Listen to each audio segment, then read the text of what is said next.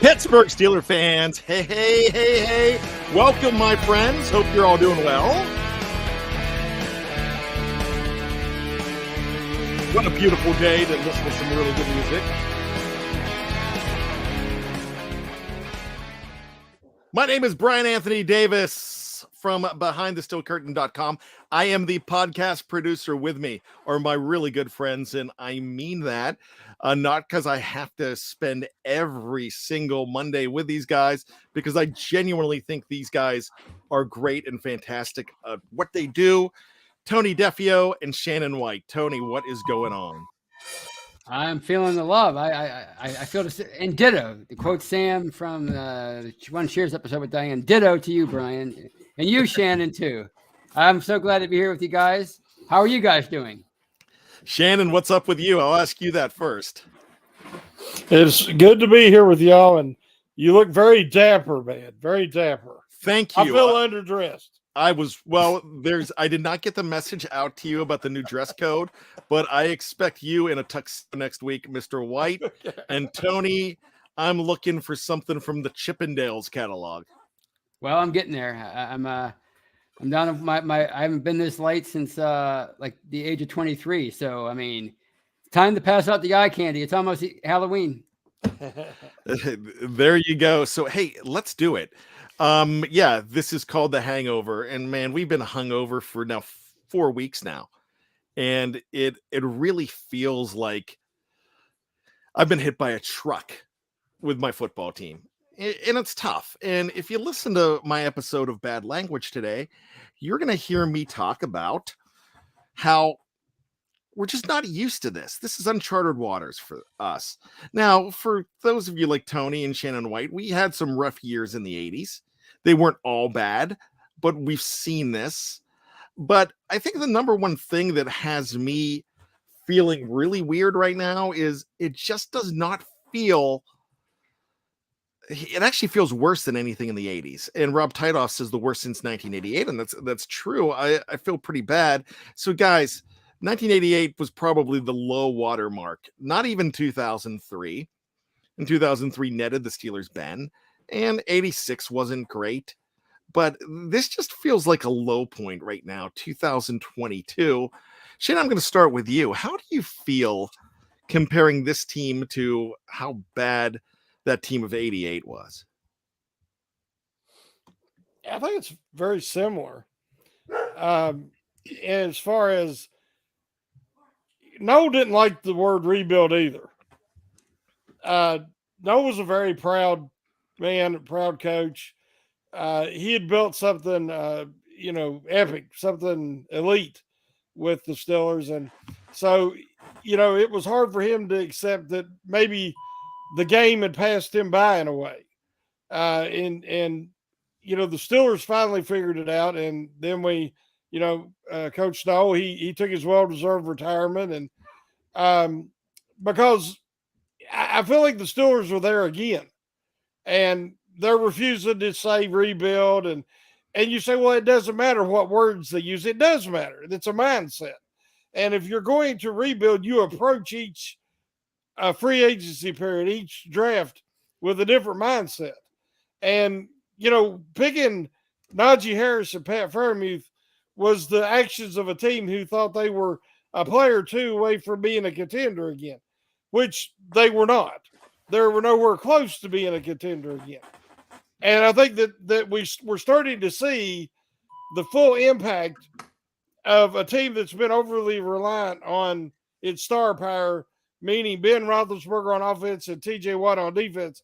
And if you don't have neither one of those guys, Tomlin stands on the sidelines and he looks like a unapproving parent who disapproves of everything he sees out there, but he has no clue how to discipline, no clue how to fix it. And that's what we're starting to see, a coaching staff that's not up to par. Tomlin needs help from his coordinators, and he's not getting it. There's talk about, they had the same talk back in 88. And, it took a few years to see the changes. And so we're just going to see how long it takes this time. Very good, Tony. So, those were some very sharp words from Shannon White, and I'm not going to disagree with any of them because I'm good. Look, everybody has an opinion of where the Steelers should start. So, the name of the show, and you had a hand in this, Tony, was Choose Your Own Steelers Adventure. And it's the narrative. And we're asking you all to choose your narrative. So, what's your narrative around this team, and follow up with what Shannon had to say? My narrative is it's a cycle. I mean, people talk about 88, and that's a good barometer. That's a good low point in franchise history since the merger. But the late 90s were pretty bad here. Starting at the end of 98 through early 2000, they lost 18 out of 24 games. It went stretch. I mean, that was pretty darn bad. And people were in denial back then too about how bad the team was and why aren't they contending, and they have just as much talent as anybody in the league, but they lost so many free agents and it caught up to them eventually. It took them a better part of 3 years to get through that cycle. And we saw it in the early 2010s, 2012, 2013 through 2014. It was pretty bad. I think they lost 11 out of 15 games over the course of 2+ years, and I think that's where they're at right now. I mean, how many times has this team been behind by 2 scores or more in a game dating back to the end of 2020? I counted, I think 15 or 16 between late 2020 and so far this year. That's a lot. That's indicative of a team that's bad right now, and they just have to keep fighting through it. I mean, they decided to start over at quarterback with Kenny Pickett. He's their future, and what's that saying? When you're going through hell, you got to keep on going. So the answers really aren't. I don't think are going to be easy to find for this team. And when you look at the gap between them and Buffalo yesterday or Sunday, I mean, it was pretty striking, and it's just like the late 80s, the gap between them and teams like the 49ers and even the Bengals in their own division, teams like that, it's striking. So, you have to figure things out in-house right now. And that starts with developing your future quarterback and Kenny Pickett. And I think that's where they have to focus their attention on right now, and figure out what they have in him and rally around him. All right. So here's the question that we want to ask. And look, this is the huge narrative. Is anybody getting is somebody in an elevator? I keep hearing a beep. Is that me or is... No, it's me. Let me try to turn it off. All right, thanks. So here's the thing.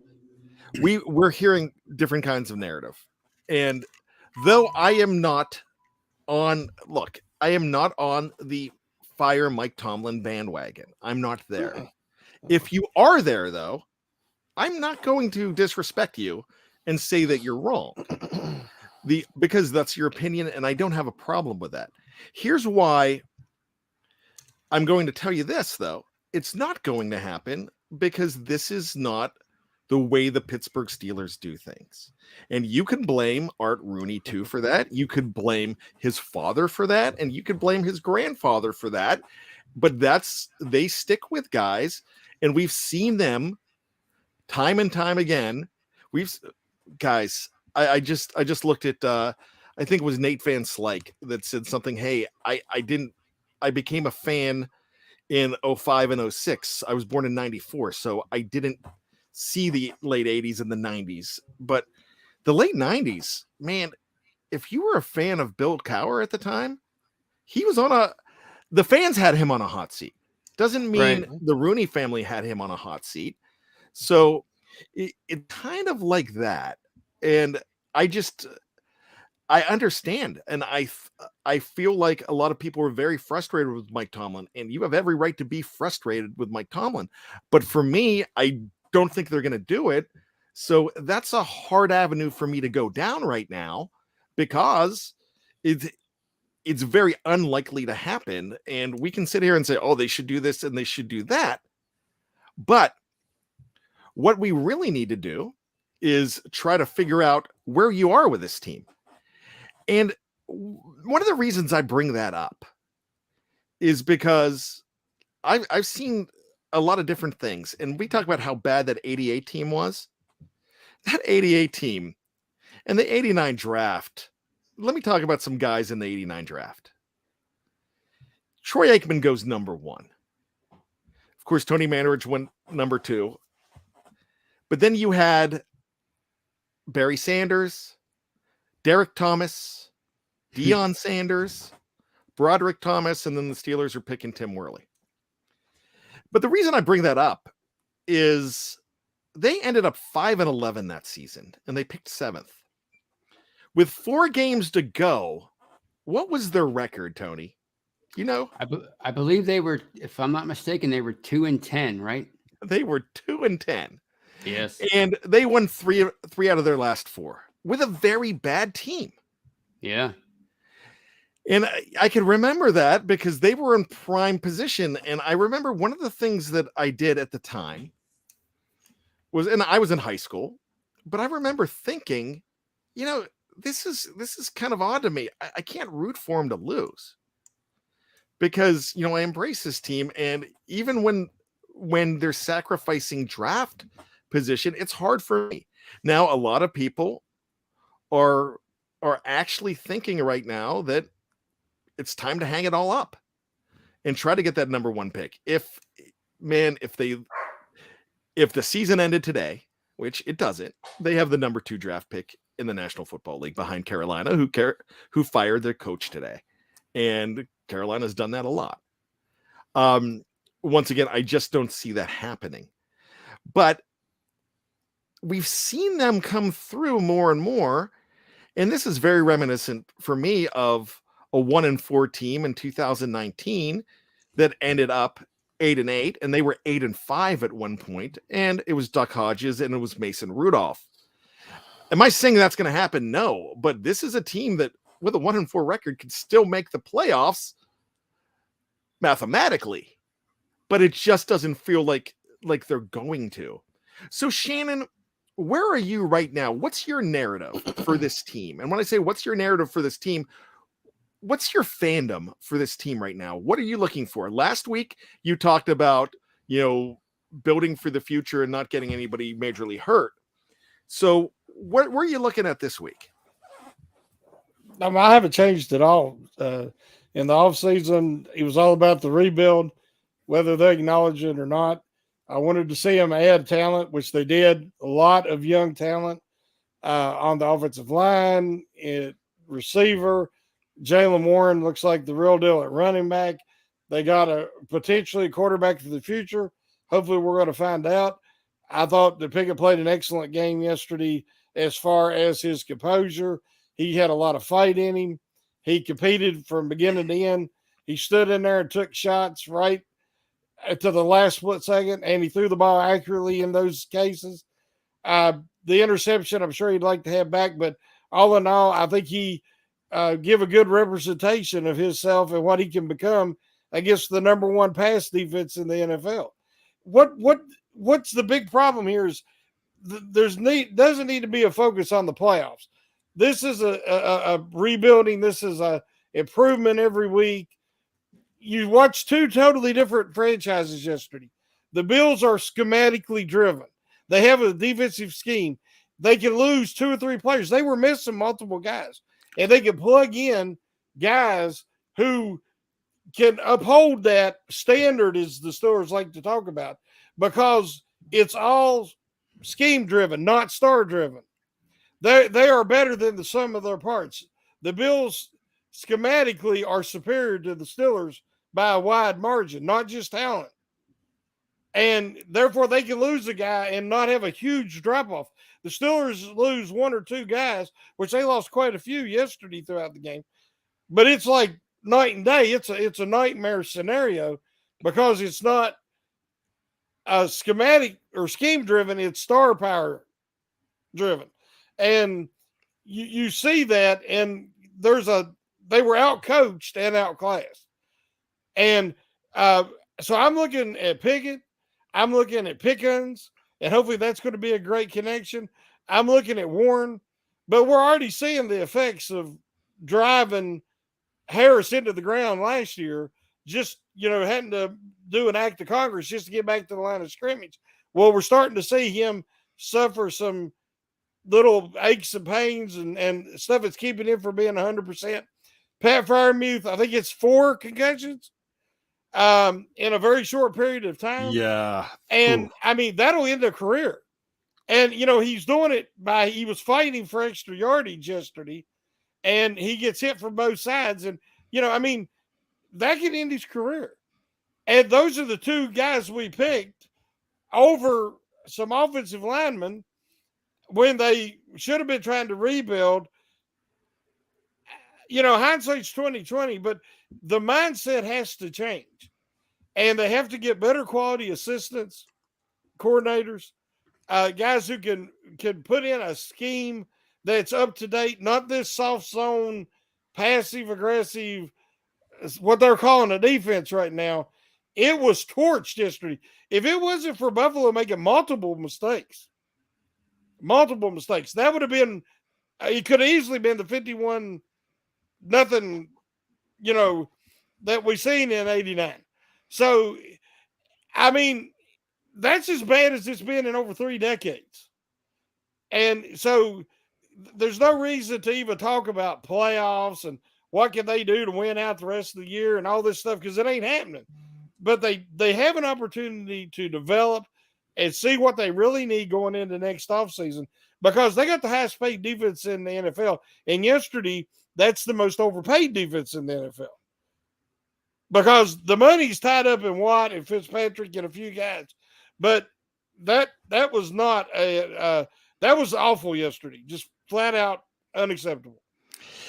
It was awful the whole way around. Tony, Shannon just mentioned something about, not even thinking about playoffs. But what happens if this team does something like they did in 2019 and go from 1-4 to 8-5 with 3 games to go? I mean, is there a situation where this is the kind of Steelers team that could go ahead and put things together on the fly? Or is this the team that isn't even close to what they were in 2019? Well, they're certainly not close to what they were on defense. I mean, we see that. I mean, Jeffrey Benedict had a great article. He really opened my eyes about the defensive line and how much it's regressed over the last few years. And I paid attention to that on Sunday because of that article. And I saw they weren't getting any push whatsoever. And Josh Allen had a nice pocket right there. So it's not going to come from the defensive side. What's going to have to happen, if that's going to happen again, it's going to have to be like a cult of personality.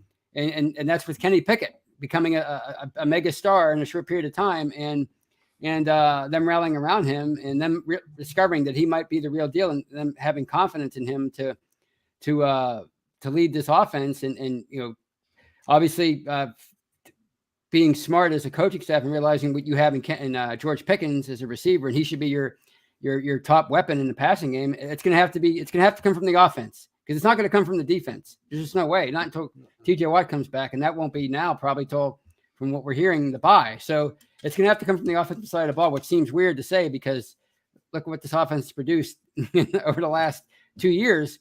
So I think that's what it's going to have to take. Now, if it happens, and now obviously, of course, we're all going to be rallying behind it, but I don't really see a way right now, unless it comes from an unknown, which is Kenny Pickett. And that's the beauty of sports, is you just never know.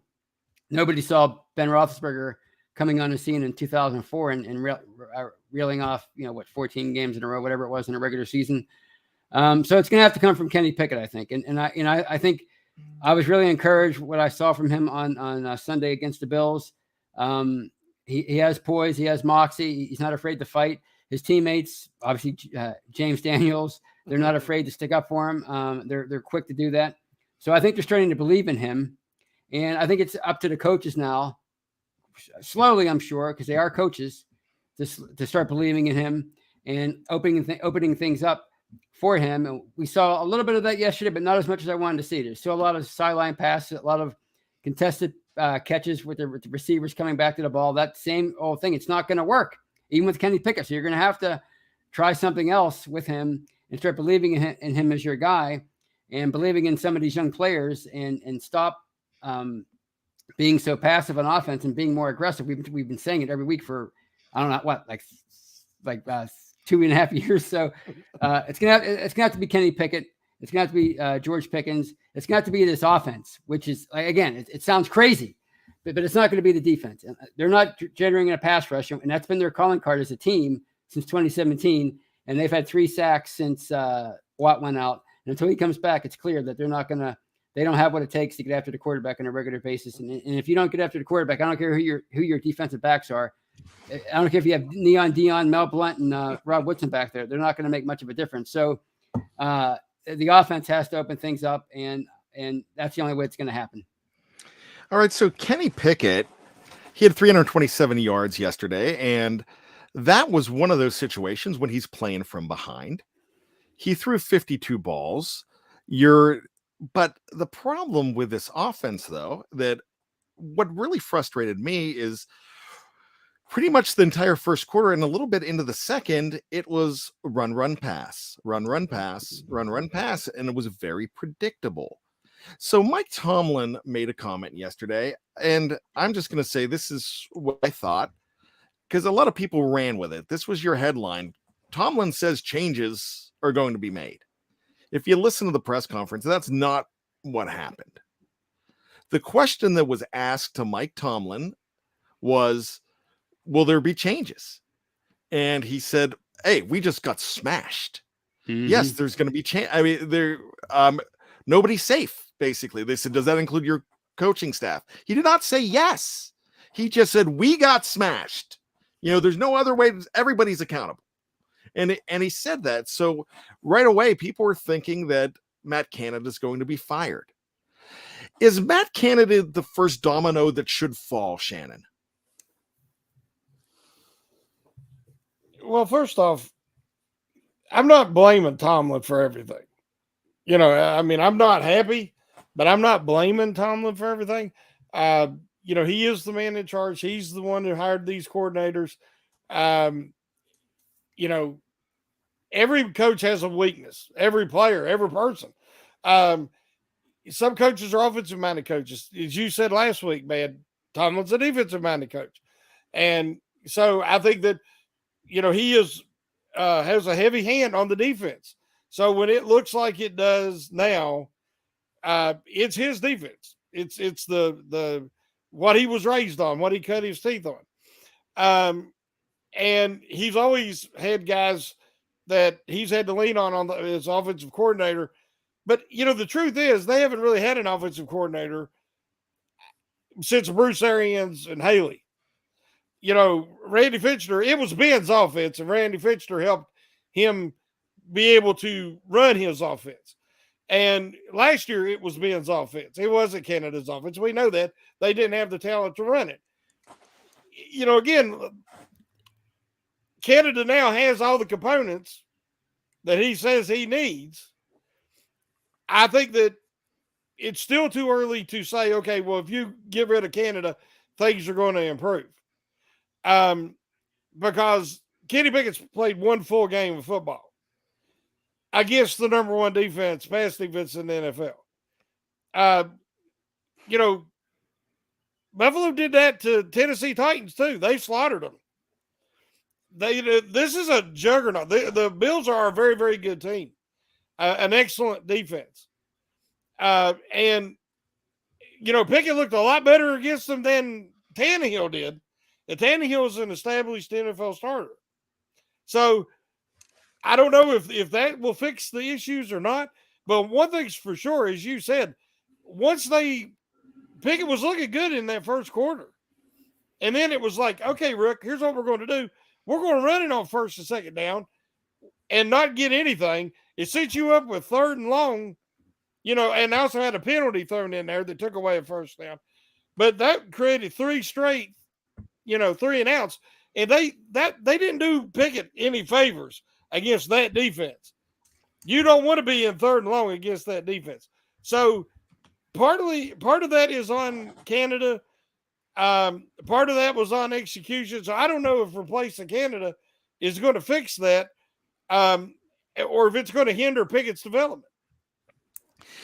Tony, one of the things that I noticed it seemed like they were trying to protect Kenny Pickett from the beginning.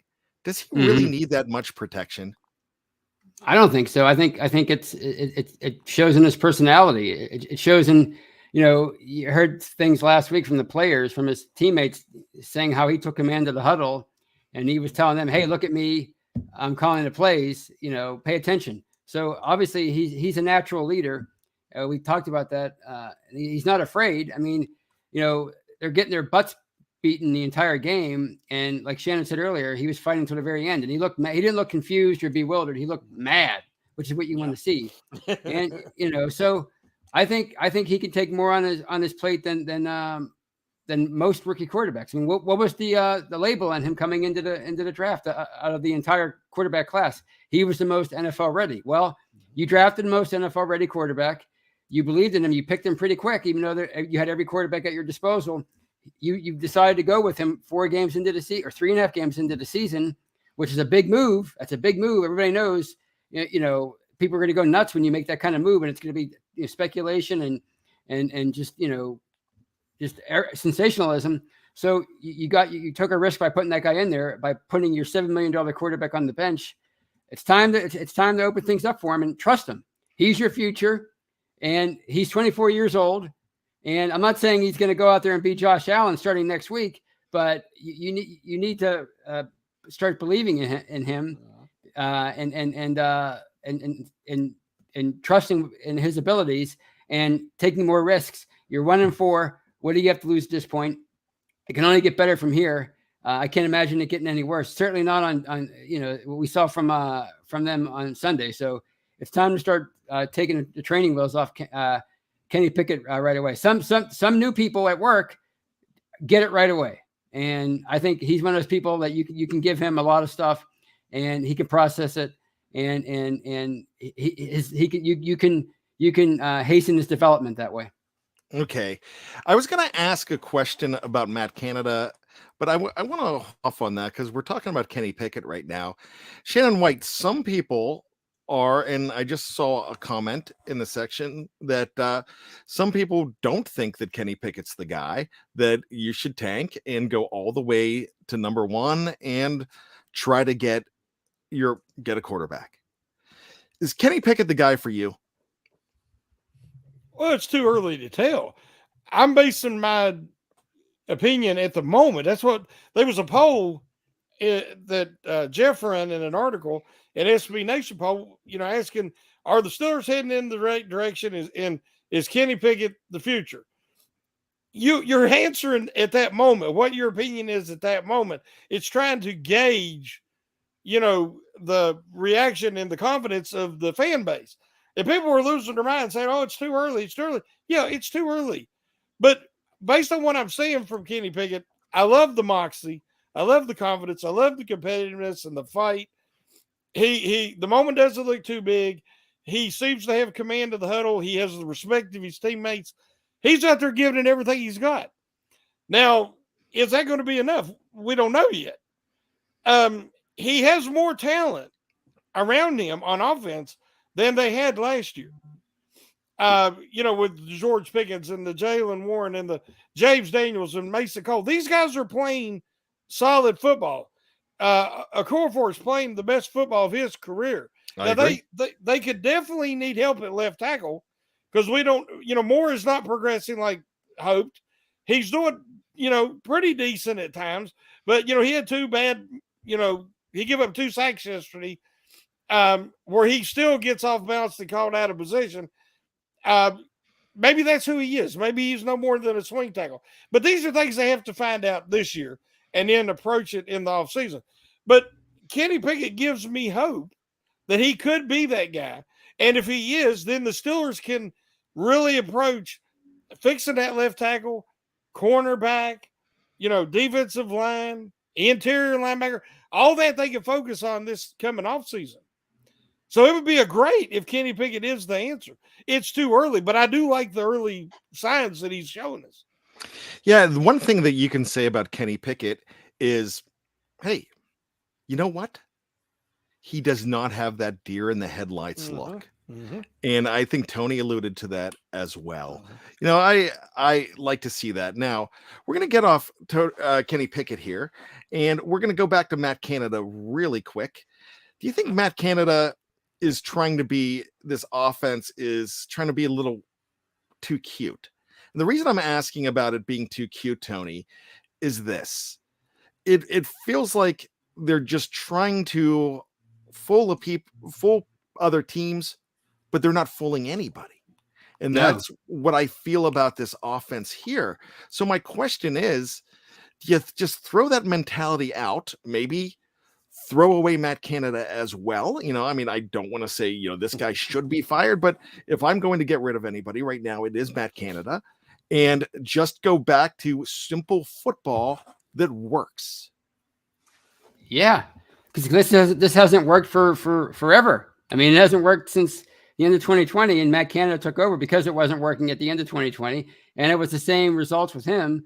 So clearly what he's doing is not working, and clearly these opposing defenses have figured them out, and they're not adjusting to it. I mean, if this was the way to attack every offense in the NFL, then everybody would do it, and it would work. But clearly, that you can't attack the Chiefs the way you attack the Steelers. So there's clearly a way to attack these defensive formations that these teams have employed time and time again for going on 2 years. So they have to change what they're doing. They have to stop being too cute. They have to stop outthinking themselves, and they have to go back to basics. And Tony Romo said it, I think, great on during the game. The best way to protect a young quarterback is not by running on first and second down. It's by throwing on first down, because that's when the opposing defenses are at their simplest, to put it simply. So they have to start thinking like that. Like, we can't just go out there and run on first down and then try to open it up on second down. We can't expect our any quarterback to try to win on 3rd and 7 all the time. We have to try to put them in position to win on 3rd and 2 and 3rd and 3. And you don't see that very often with this offense. It's always 3rd and 6. It's always 3rd and 7. It's always 3rd and 8. And it's just not going to work, especially when a defense knows what you're going to do. So, yeah. Do I think they're going to fire Matt Canada midseason? No. It's what they're going to do is like they did with Keith Butler. They're going to demote him internally, and we're never going to know about it until later. So that's probably what's going to happen. But if that has to happen, so be it. But the question is, who's taking over the play calling? Okay, in 5 games, the Buffalo Bills have 18 touchdowns. Do you know where I'm going with this, guys? Yes, I think. Yesterday, James Cook scored the very first rushing touchdown by a running back. That tells me something there. And that supports what Tony Romo said. That supports what Tony Defeo just said. That's how you protect your quarterback, by letting him go out there and play football. You cannot let a quarterback run, and then try to save you on 3rd down. It does not work that way. So I'm glad you brought that up. Now, there's been a question about the pass catchers here too. Look, I do not want to lump George Pickens in with the pass catchers. He had 8 targets yesterday. He had 6 catches. One was a catch that wasn't a catch because his hand was down and his foot was in, but his other foot went out. Right. That is the role. That is actually the role. Tony Romo was actually mistaken on that, and Dave Schofield explained that, because it's anything else but a hand. And that's the best way to say that. So it was a beautiful catch, and so he caught the football. He didn't have a drop. I don't know what that 8th one was. I don't know what that other, whether it was too high or what it was, but I thought he almost looked automatic. So with that being said, guys, not everybody else was automatic. I don't know if I was watching 2 separate games. I did not, and you can tell me if I'm wrong here, and I'm sure a lot of people in the live chat will. I didn't think Chase Claypool was as bad as Deontay Johnson yesterday. I didn't think Chase Claypool was that bad at all. Am I missing something here, or is this just residue from the last year and a half? Because Deontay Johnson was dropping a lot of balls. What am I missing on Chase? Shannon, I'll start with you. Well, what it is again, it is residue of the last year and you know, some feelings that people have towards him, but he dropped a pass on a 4th down that it hit him in the hands and it would have extended the drive. Again, they kept getting down in the red zone and they either missed field goals or they had drop passes, one by Claypool that hit him in the hands and one by Johnson that hit him right in the hands. Johnson had 3 drops. He had one where Pickett scrambled to his right, threw the ball back over. It was a little high, but that's what you get paid millions of dollars. Hit him in both hands. Then it almost got intercepted. And then another one, Pickett hit him along the sidelines. He makes the catch. He gets his feet down this time, which he keeps putting a toe on the line. But this time he got his feet down, but he let the guy knock the ball out of his hands. These guys, they're experienced. They're considered veterans for this team. They have to help Kenny Pickett. You got to help your rookie quarterback by coming through with these catches, and they're just not doing it.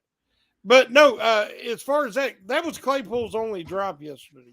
And other than that, when he did catch the ball, they used him better, and they used him in the middle of the field and on shorter passes. And then he ran over some guys and ran very physical. So I really didn't have a huge problem with Claypool yesterday. I did with Deontay Johnson. And I do as well. And I'm just going to give you these stats. Chase Claypool, 9 targets, 5 catches. Deontay Johnson, 5 catches as well, 13 targets. Yeah. And my problem with Deontay Johnson is coming out today and saying, hey, you're still watching, though. Clueless. I don't know. What does that even mean? Yeah. So I've you're going to keep coming back. So that's a way to make you public enemy number 1 again in Pittsburgh when you start talking about that and you do not handle criticism well at all. Look, I get it. Right now, the biggest problem on that offense for me, the offensive line is getting better. I think the running back situation, it took a leap forward the last couple of weeks. Yesterday wasn't as good. Jaylen Warren looks like a better fit right now because there's some lingering issues with Najee Harris. And of course, when the season's over, we're going to find out how bad that Liz Frank injury actually was. That seems like that's what happens then. Not trying to make excuses, but he's not right. But it's the drops from Deontay Johnson, and the man that just got the contract should be leading and making those catches and not saying those type of things. So before, when people were saying that, you should sit Deontay down or trade Deontay, now I'm thinking when these drops keep happening, they used to happen late in the season. Now they're happening early and often. Now I think there's a problem. Because if Mike Tomlin comes out and says Gunnar Olszewski, putting 1 on the ground is, a fumble, putting 2 on the ground is a habit, then look at all the ones that Deontay Johnson's putting on the ground right now, and it's quite disconcerting to me. But I want to talk about the passing game here, and gosh, I tell you what, McEldew just said it. Najee needs to leak out and grab quick hit passes. My question to you was, before I read that, was going to be, why aren't they using Najee more out of the backfield? Is it because of his health situation, or is it just because they're not scheming it, Shannon? Well, with Ben in his rookie year, they were over-relying on him. Ben just kept dropping it to him, behind the line of scrimmage and expecting him to, run over 3 or 4 guys to try to get the first down. So it's not something that I'm really excited about saying, because it seems like that if he's going to run a route, that's one thing. But just floating that in the flat and catching the ball and trying to run over 3 guys, we've seen enough of that. I actually prefer to see Warren catch the ball. He's quicker. He's lower to the ground. He's able to get through these smaller spaces and pick up that positive yardage. Harris does not look 100%. I think the injury, as you said, is affecting him way more than he's letting on. I appreciate him trying to be a trooper and a gamer, but Warren needs more touches. That will help Harris hopefully heal. And it will also bring some more explosiveness to the offense, who really needs it. I mean, that end of that game, I don't know if who I was paying attention. The Bills kept the blitz on. They kept applying pressure even when they were up 38-3. Everybody says, oh, they dropped off and just give them. No, they didn't. They stayed aggressive. And Warren was breaking tackles. He broke multiple tackles in his 4 or 5 carries that he got. And that shows fight. Pickett showed fight yesterday. Warren showed fight. Pickens looked like he was ready to fight a cornerback at one time. Right. That's what you want to see. There's talk of Millette was upset that players were laughing on the sidelines. I seen a stoic Tomlin, no emotion, and I seen a lot of players that they cared that they were getting beat 38-3. But those 3 young guys did. And I want to see them build around that.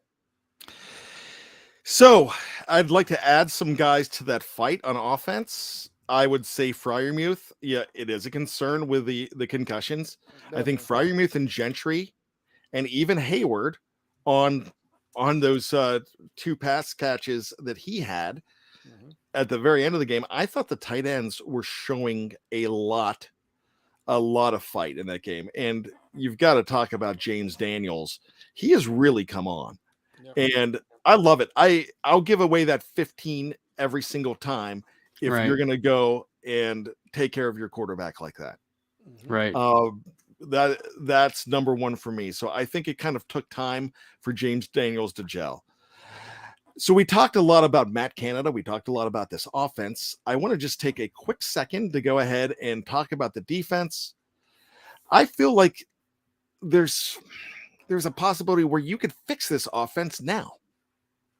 The defense, to me, does not feel like it could be fixed right now. I know a couple guys can get healthy and come back, and that's fine. We could talk about that. But the defense that's on the field was in the same situation as the Bills defense on the field, with guys had to fill in. They had 3 major guys out yesterday, and actually a couple more, like 3 or 4 on that defense, and their subs came in and there were no excuses. They played ball. No. The Steelers on defense did not play ball. We're giving Matt Canada a lot of guff right now. How much guff should Terrell Austin and even Brian Flores get? Tony. A lot.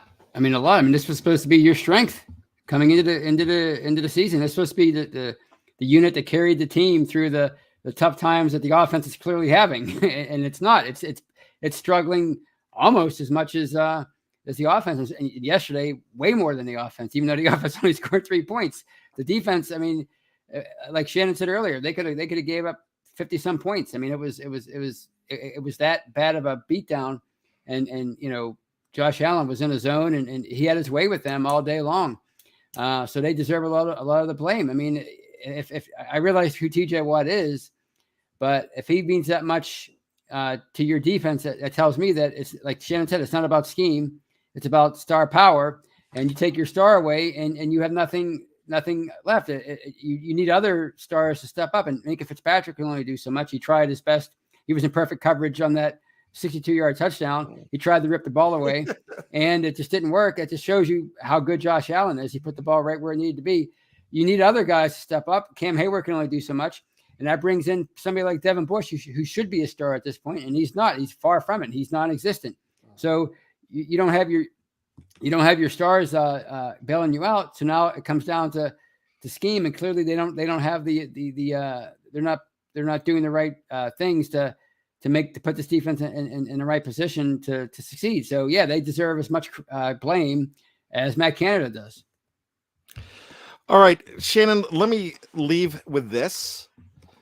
Where we were very disappointed in what we heard from Deontay Johnson, the comments of Miles Jack after the game were something that I think you could really build on. Of course, Miles Jack is right now he's the leading tackler on this team, but there's other things that he could do. I don't think anybody's way too disappointed with Miles Jack. There's other people that they're looking at first, other players they're looking at first. But his comments, this is those that you don't forget.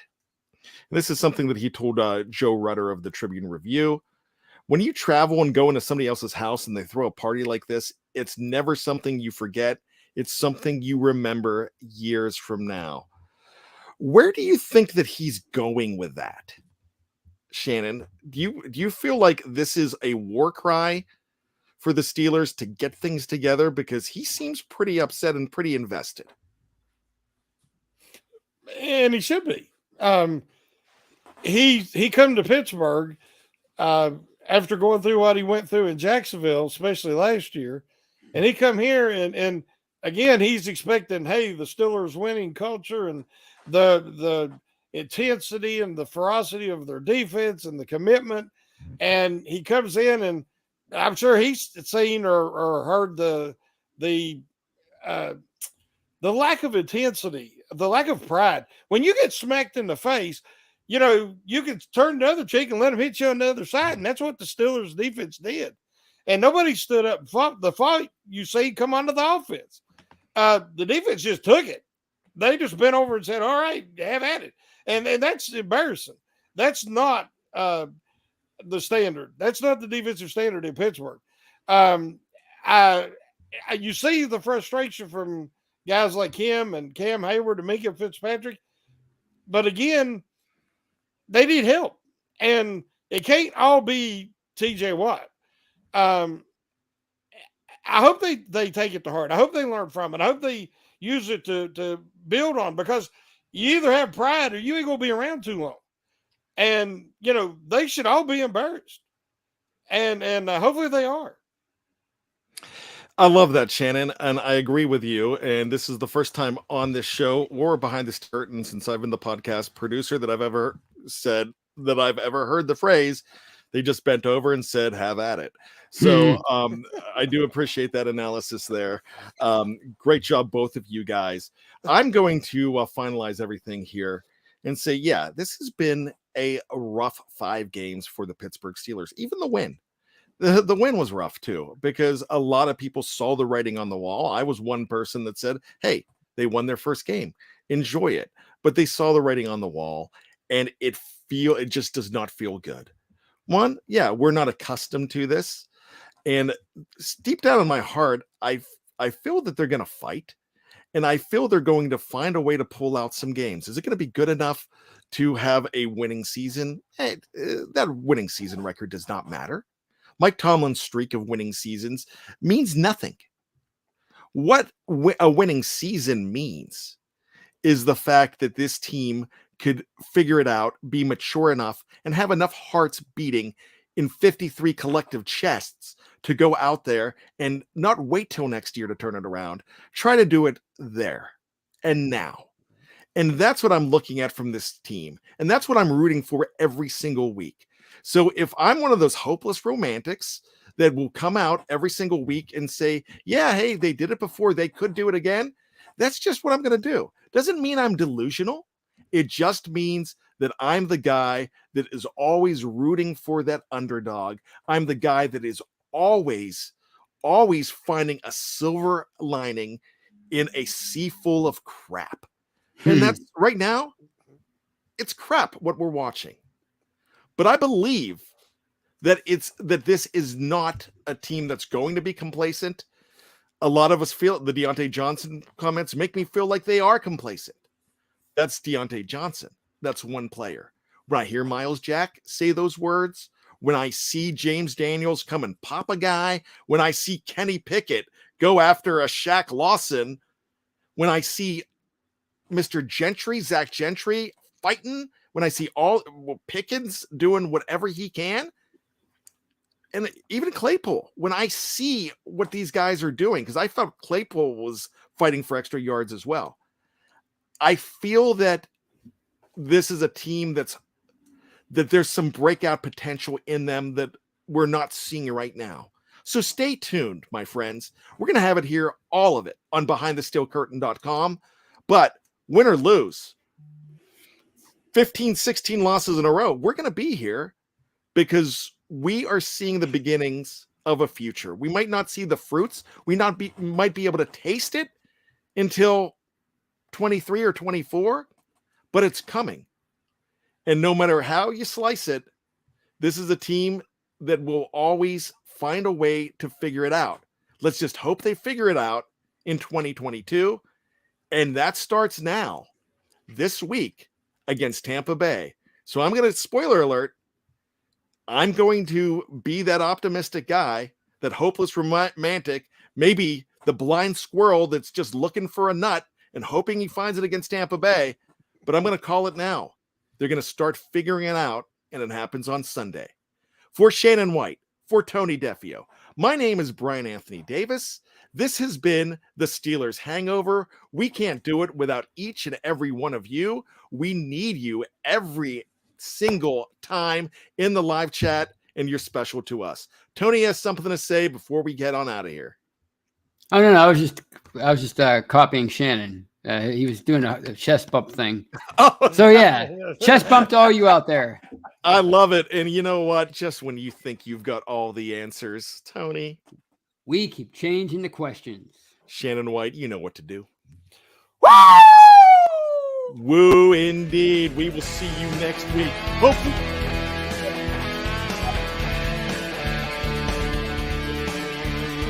The faith. I know it's hard.